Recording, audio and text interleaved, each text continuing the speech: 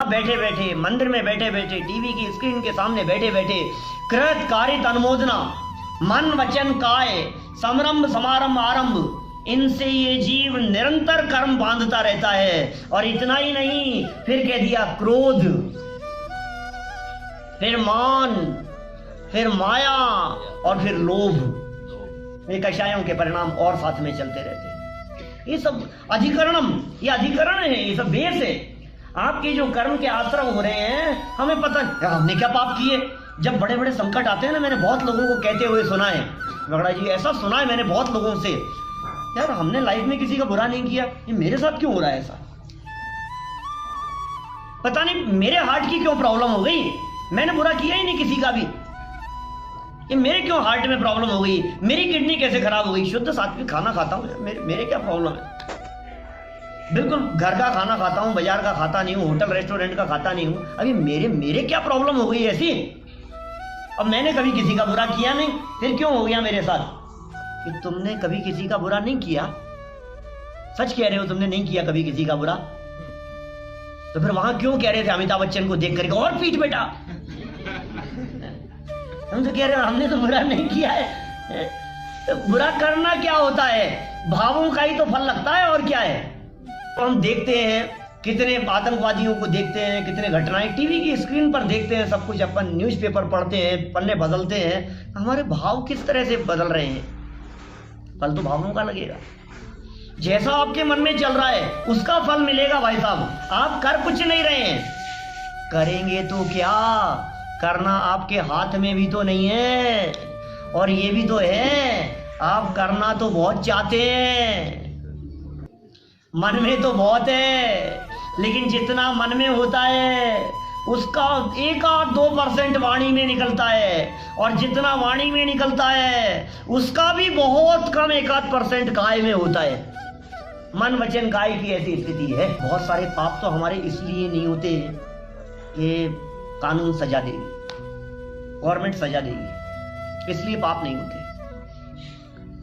आप किसी व्यक्ति की हत्या इसलिए नहीं करते, किसी के साथ में मारपीट इसलिए नहीं करते, किसी के साथ में लड़ाई झगड़ा इसलिए नहीं करते कि अभी पुलिस आएगी पकड़ करके ले जाएगी, सजा मिलेगी यार, जबरदस्ती खामखा में कौन कौन पंगा मोल ले, अपने को पंगा नहीं करना,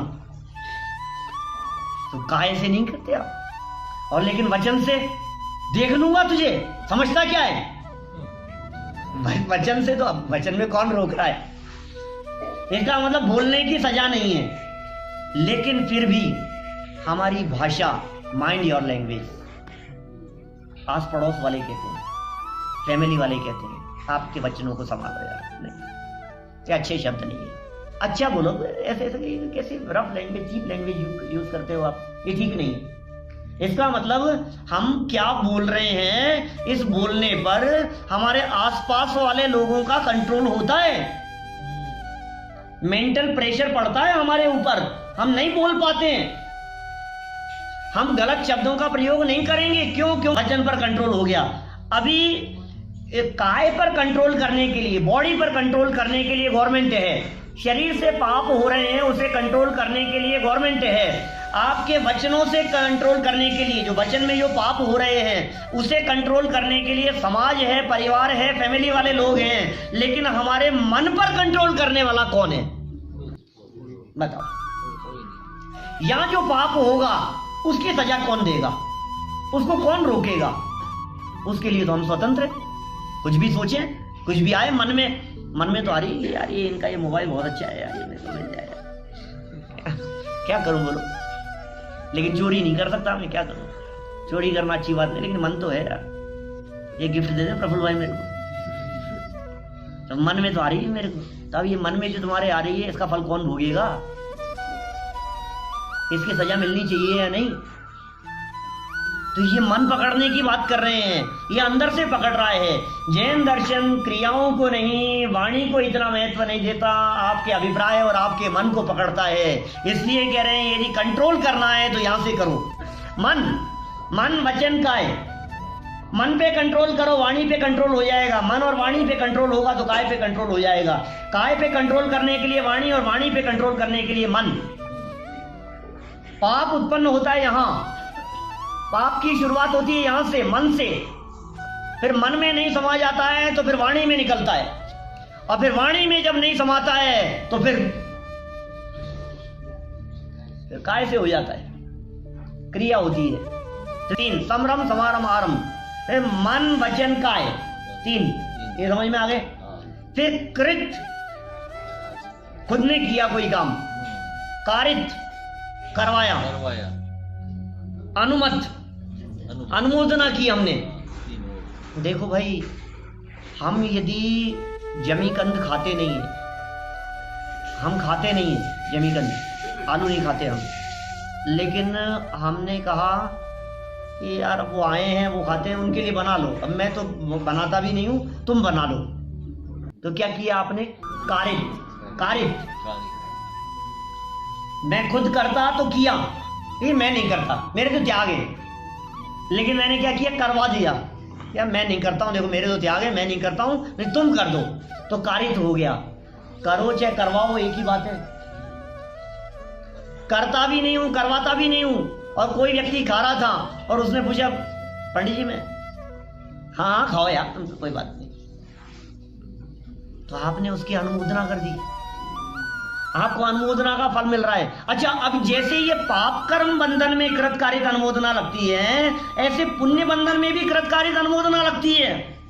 आतिशबाजी हो रही है और उसे देख करके और कितना सुंदर है, कितना अच्छा लग रहा है, आप उसकी अनुमोदना कर रहे हो, पाप लग रहा है हमारे को, करने, कराने और अनुमोदना करने में, तीनों में एक समान पाप लग रहा है। पाप एक समान हो गया, अब पुण्य भी एक समान है।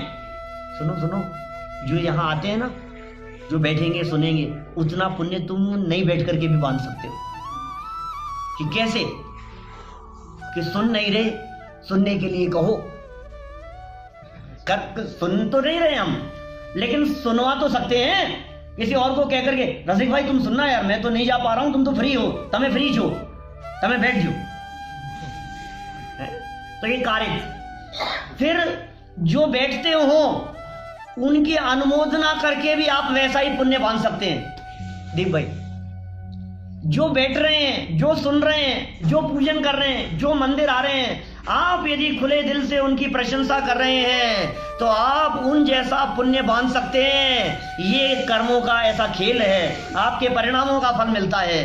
कैसे भाव आपके चल रहे, जैसे भाव वैसा कर्म बंधन, बस तुरंत इंस्टेंट है। यहां तो आपने जैसे भाव किए वैसा चीज, इधर हमने अनुमोदना की, और इस अनुमोदना का तो खेल बड़ा जबरदस्त है भाई साहब। अनुमोदना का बहुत फल मिलता है। आपके द्वारा मुक्त कंठ से की गई प्रशंसा ये बहुत बड़ा काम करता है। आप बच्चों की प्रशंसा करो, पाठशाला में आने वालों की प्रशंसा करो, छोटे छोटे बच्चों की प्रशंसा करो, आपको नहीं आता है उन्हें देख देख करके प्रशंसा करो। क्या हो?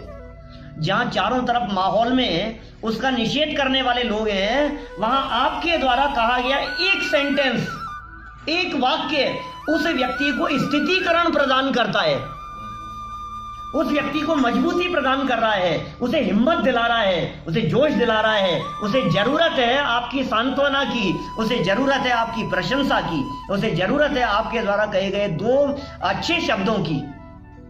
आपसे ही तो उम्मीद है। जब कभी आप यहाँ शास्त्र सभा में देखें, किसी बच्चे को देखें यहाँ आए हुए, और 5 मिनट 10 मिनट भी यदि उसने बैठ करके सुना है, उठने के बाद में उसके कंधे पर हाथ रखना, शाबाश बेटा आज बहुत अच्छा लगा, 10 मिनट तुम्हें बैठे छो ना, बहुत बहुत अच्छा लगा, उसको अच्छा लगेगा। उसको